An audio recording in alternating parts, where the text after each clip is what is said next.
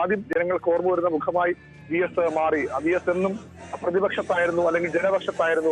മുഖ്യമന്ത്രി ആയിരിക്കുമ്പോൾ പോലും പല തീരുമാനങ്ങളും സർക്കാർ തീരുമാനങ്ങൾ ജനങ്ങൾക്കെതിരെന്ന് കണ്ടാൽ അവിടെ VS അവിടെ ഒരു പ്രതിപക്ഷ നേതാവായി കൂടി മാറിയിരുന്നു. നമുക്കറിയാം CPM-ന്റെ എല്ലാ മുഖ്യമന്ത്രിമാരിലും കൃത്യമായ നിയന്ത്രണം പാർട്ടിക്കുണ്ടാകും. അത് പക്ഷേ ഇല്ലാതെ പോകുന്നതും പാർട്ടി തന്നെ മുഖ്യമന്ത്രി തന്നെ പാർട്ടിയെ മാറിയതും പിണറായി വിജയന്റെ കാലത്ത് മാത്രമായിരിക്കും. പക്ഷേ VS-ന്റെ കാലത്ത് അക്ഷരാർത്ഥത്തിൽ VS ആ രീതിയിൽ കെട്ടിയിടപ്പെട്ട ഒരു മുഖ്യമന്ത്രിയായിരുന്നു. ആ തീരുമാനങ്ങൾ പലപ്പോഴും അദ്ദേഹം ആഗ്രഹിക്കുന്ന തീരുമാനങ്ങൾ പലപ്പോഴും എടുക്കാൻ അദ്ദേഹത്തിന് കഴിഞ്ഞില്ല. അപ്പോഴൊക്കെ അദ്ദേഹം അവിടെ ഒരു പ്രതിപക്ഷമായി മാറി. പ്രതിപക്ഷ നേതാവ് VD സതീശന്റെ അനുസ്മരണത്തിൽ ഒരു വാക്ക് ഏറ്റവും ശ്രദ്ധേയമാണ്. പലപ്പോഴും പ്രതിപക്ഷത്തിന്റെ ആവശ്യങ്ങൾക്കൊപ്പം നിന്ന മുഖ്യമന്ത്രിയായിരുന്നു VS അച്യുതാനന്ദൻ. പ്രതിപക്ഷത്തിന്റെ ആവശ്യങ്ങൾ കണ്ടറിഞ്ഞ് അതിനൊപ്പം നിന്ന് തിരുത്തി മുന്നോട്ട് പോയ മുഖ്യമന്ത്രിയായിരുന്നു VS അച്യുതാനന്ദൻ എന്ന അത്തരത്തിൽ കൂടി VS ഓർമ്മിക്കപ്പെടുമെന്ന് ഉറപ്പാണ്. ഈ സെക്രട്ടേറിയറ്റ് മുന്നിലേക്ക് അധികം വൈകാതെ VS-ന്റെ മൃതദേഹം വഹിച്ചുകൊണ്ടുള്ള വിരാമയാത്ര എത്തും. അക്ഷരാർത്ഥത്തിൽ കേരളം കണ്ണീരോടെ യാത്ര നൽകുകയാണ്. കേരളത്തിന്റെ ഏറ്റവും കരുത്തനായ, ശക്തനായ, ജനകീയനായ മുഖ്യമന്ത്രിക്ക്, പ്രതിപക്ഷ നേതാവിന് സാധാരണക്കാരുടെ വിഷയം ഏറ്റെടുത്തുകൊണ്ട് എപ്പോഴും അതിനുവേണ്ടി അഹോരാത്രം എല്ലാ പരിമിതികളെയും അതിജീവിച്ചുകൊണ്ട് പോരാടിയ VS-ന് കണ്ണേ എന്ന CPM പ്രവർത്തകർ മലയാളികൾ വിളിച്ചിട്ടുണ്ടെങ്കിൽ അത് VS-ന് വേണ്ടി മാത്രമായിരിക്കണം. കണ്ണേ എന്ന് വിളിച്ചാൽ അടുത്ത വാക്ക് VS എന്ന് മാത്രമായി മലയാളികളുടെ മനസ്സിൽ ആ രീതിയിൽ രേഖപ്പെടുത്തപ്പെട്ടതുമാണ്. ഏതായാലും അങ്ങനെയുള്ള VS-നെയാണ് ഇപ്പോൾ കേരളം യാത്രാമൊഴി നൽകുന്നത്. ആ VS-നെ കാണാനാണ് ഇന്നലെ രാത്രി മുതൽ വലിയ ജനക്കൂട്ടം തിരുമ്പിയാർത്തത്. അത് SUT ആശുപത്രി മുതൽ അദ്ദേഹത്തിന്റെ കർമ്മമേഖലയായിരുന്ന AKG സെന്ററിലേക്ക് വരെ. AKG സെന്ററിനെ കൊണ്ട് ഒരുപാട് കഥകൾ പറയാനുണ്ടാകും VS എന്ന്. പരാജയം ഭക്ഷിച്ച് ജീവിച്ച നേതാവെന്ന് MN വിജയൻ VS-നെ പറ്റി പറയുമ്പോൾ അദ്ദേഹത്തിന്റെ വിജയവും പരാജയങ്ങളും ഒക്കെ ഒരുപോലെ സാക്ഷിയായ ഓഫീസാണ് AKG സെന്റർ. പാർട്ടി സെക്രട്ടറി എന്ന നിലയിലും മുന്നണി കൺവീനർ എന്ന നിലയിലും സംസ്ഥാന സെക്രട്ടേറിയറ്റ് അംഗം എന്ന നിലയിലും ഒക്കെ VS നിറഞ്ഞാടിയ സംസ്ഥാന CPM-ന്റെ സംസ്ഥാന സമിതി ആസ്ഥാനം. അവിടേക്ക് ഇന്നലെ VS-നെ എത്തുമ്പോൾ അക്ഷരാർത്ഥത്തിൽ ജനങ്ങൾ എങ്ങനെ ഇത്രയധികം ഊർജം VS-ന് ഈ പ്രായത്തിൽ ഉണ്ടാകിക്കാം, അവസാന ഘട്ടത്തിൽ പോലും ഉണ്ടായിരുന്നുവെന്ന് എല്ലാവരും അത്ഭുതത്തോട് ചിന്തിച്ചിരുന്നു. അങ്ങനെയുള്ള ജനനായകന് വിട നൽകാൻ ഇന്നലെ പാർട്ടി പ്രവർത്തകർ ഈ AKG ഹാളിന് മുന്നിലേക്ക് മൃതദേഹം എത്തിക്കുമ്പോൾ മുതലുള്ള അവരുടെ പൊട്ടുമാറുച്ചത്തിലുള്ള മുദ്രാവാക്യം വിളി, എങ്ങനെ ഇത്രയധികം മണിക്കൂറുകൾ ആ ജനക്കൂട്ടത്തിന് തങ്ങളുടെ നേതാവിന് വേണ്ടി അങ്ങനെ മുദ്രാവാക്യം വിളിക്കാനുള്ള ഊർജ്ജം എവിടുന്ന് കിട്ടിയെന്ന് ചോദിച്ചു പോകുന്ന സന്ദർഭമായിരുന്നു അത്. അവിടെ നിന്ന് VS-ന്റെ വസതിയിലേക്ക്, ലോ കോളേജിലെ വസതിയിലേക്ക് മൃതദേഹം കൊണ്ടുപോകുമ്പോഴും ജനക്കൂട്ടം നൂറുകണക്കിന് പേർ, ആയിരക്കണക്കിന് പേർ അപ്പോഴും VS-നെ കാണാൻ കഴിയാതെ AKG സെന്ററിന് പുറത്ത് തങ്ങി നിൽപ്പുണ്ടായിരുന്നു. അവരോട് പാർട്ടി നേതാക്കൾ പറഞ്ഞത് ഇനി മറ്റു വഴികളില്ല, 11:30 മണിയാകുന്നു, 9 മണിക്ക് അവസാനിപ്പിക്കാൻ നിശ്ചയിച്ചിരുന്ന പൊതുദർശനമായിരുന്നു, ഇനി അതുകൊണ്ട് നീട്ടിക്കൊണ്ടു പോകാൻ കഴിയില്ല, നിങ്ങൾ സഹകരിക്കുന്നത് പറഞ്ഞുകൊണ്ടാണ് VS-ന്റെ മൃതദേഹം അവിടെ നിന്ന് വീട്ടിലേക്ക് കൊണ്ടുപോകുന്നത്. പക്ഷേ ആ ജനക്കൂട്ടം മടങ്ങിപ്പോയില്ല. അവർ ഈ VS-ന്റെ ആഭരണത്തിനൊപ്പം VS-ന്റെ വസതിയിലേക്ക് മുദ്രാവാക്യ വിളികളുമായി കണ്ണീരുമായി VS-ന്റെ മൃതദേഹം വഹിക്കുന്ന പേടകത്തിനൊപ്പം നടന്നു നീങ്ങുന്നത് നമ്മൾ കണ്ടതാണ്.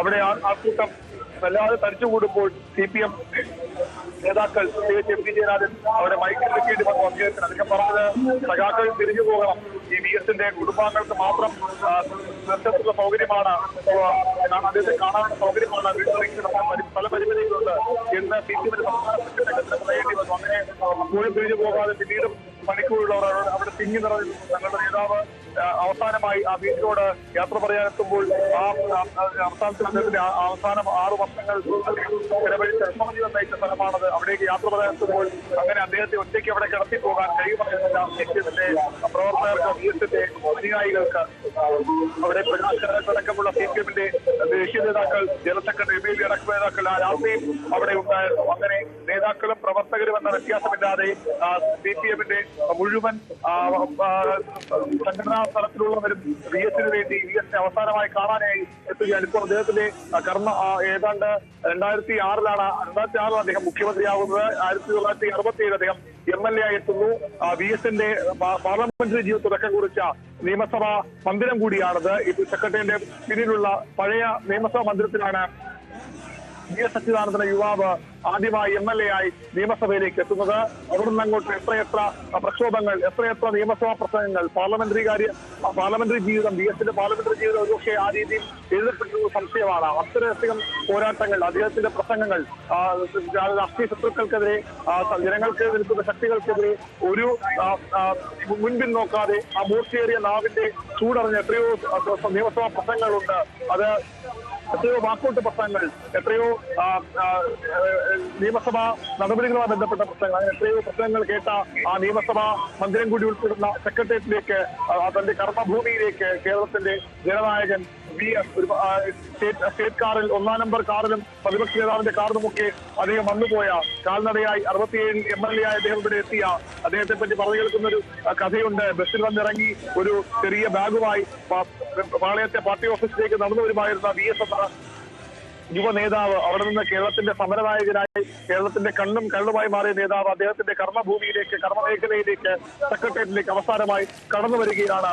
നമുക്കറിയാം, ഒരു സംസ്ഥാന മന്ത്രിസഭയുടെ സത്യപ്രതിജ്ഞ ആദ്യമായി രാജ്ഭവന് പുറത്തേക്കാക്കിയത് 2006 VS സർക്കാരിന്റെ സത്യപ്രതിജ്ഞയാണ്. അങ്ങനെ രാജ്ഭവന് പുറത്ത് പൊതുജനങ്ങളെ സാക്ഷി നിർത്തി. കാരണം ജനങ്ങളുടെ മന്ത്രിസഭയാണത്, ജനങ്ങളാണ് VS അധികാരത്തിലേറ്റിയത്. അന്ന് VS സീറ്റ് പോലും നിഷേധിച്ചിരുന്നു പാർട്ടി. പക്ഷേ ജനങ്ങൾ തെരുവിലിറങ്ങി ആ കമ്മ്യൂണിസ്റ്റ് പാർട്ടിയുടെ നേതൃത്വത്തിലില്ലാത്ത വിധം ആ സീറ്റ് VS-നായി വാങ്ങിയെടുക്കുകയായിരുന്നു. അങ്ങനെ ആ VS-ന്റെ സർക്കാർ സത്യപ്രതിജ്ഞ ചെയ്യുമ്പോൾ ജനങ്ങളെ മാറ്റി നിർത്താൻ കഴിയുമായിരുന്നില്ല CPM-ന്. അങ്ങനെ ജനങ്ങൾ ഒന്നടങ്കം മാർച്ച് നൽകിയ അന്നത്തെ ഉദ്ഘാടന പരിപാടി ഞാനിപ്പോഴും ഓർക്കുന്നുണ്ട്. അന്ന് VS അച്യുതാനന്ദൻ മുഖ്യമന്ത്രിയെ സത്യപ്രതിജ്ഞ ചെയ്ത ഒരു സർക്കാർ സത്യപ്രതിജ്ഞയ്ക്ക് രാജ്ഭവന് പുറത്തേക്ക് പോകേണ്ടി വന്നതും VS-ന്റെ സർക്കാർ സത്യപ്രതിജ്ഞയ്ക്ക് വേണ്ടിയാണ്. ആ സെക്രട്ടേറിയറ്റിന് സമീപമുള്ള സെൻട്രൽ സ്റ്റേറ്റിന് സമീപമുള്ള സെക്രട്ടേറിയറ്റിലേക്ക്, അദ്ദേഹത്തിന്റെ കർമ്മഭൂമിയിലേക്ക് VS അച്യുതാനന്ദൻ ഒരിക്കൽ കൂടി എത്തുന്നു. ഒരുപക്ഷെ അദ്ദേഹത്തിന്റെ അവസാനമായി അദ്ദേഹം ഇവിടേക്ക് എത്തുകയാണ്. അങ്ങനെ VS ജനങ്ങളുടെ നേതാവ് ഇപ്പോൾ കേരളത്തിന്റെ മുൻ മുഖ്യമന്ത്രി ദർബാർ ഹാളിലേക്ക് എത്തുകയാണ്. MP ഗോവിന്ദനടക്കമുള്ള നേതാക്കൾ അദ്ദേഹത്തിന്റെ ആംബുലൻസിൽ ഒപ്പമുണ്ട്.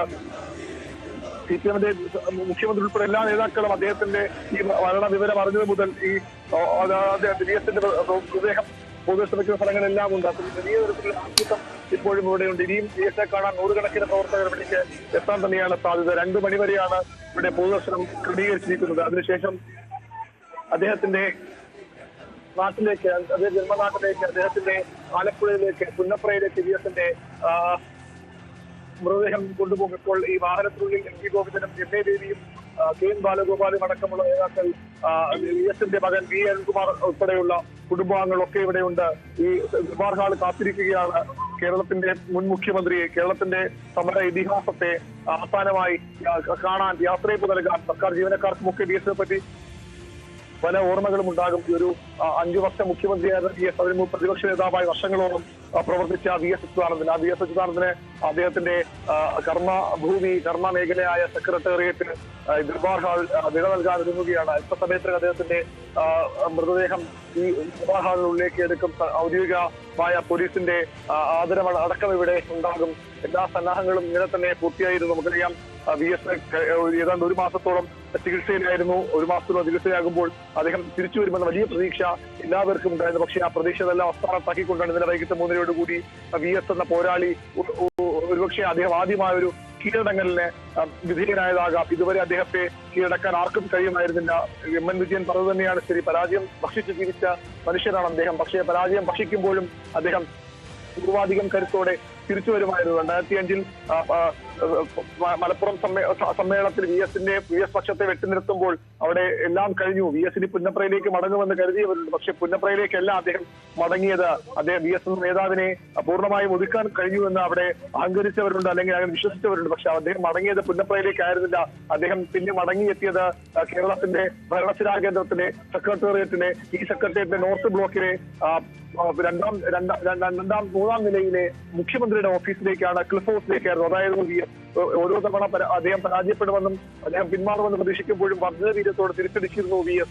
ആ VS ആണ് ഇന്നലെ ഒടുവിൽ വിപക്ഷ ജീവിതത്തിൽ ആദ്യമായും അവസാനമായും കീഴടങ്ങുന്നത്. അത് അദ്ദേഹത്തിന്റെ മരണത്തിന് കീഴടങ്ങുകയായിരുന്നു. അതും അസാമാന്യമായ പോരാട്ടത്തിന് ശേഷമാണ് VS ഈ മരണത്തിൽ തന്നെ കീഴടങ്ങുന്നത്. 1 മാസത്തിലേറെ വളരെ ദുർഘടമായ, വളരെ പ്രതികൂലമായ ശാരീരിക അവസ്ഥയിൽ അദ്ദേഹം, ആരോഗ്യാവസ്ഥയിൽ അദ്ദേഹം മുന്നോട്ട് പോയി. പക്ഷേ അവിടെയും അദ്ദേഹത്തിനെ ഇപ്പോൾ കീഴടങ്ങേണ്ടി വന്നിരിക്കുന്നു.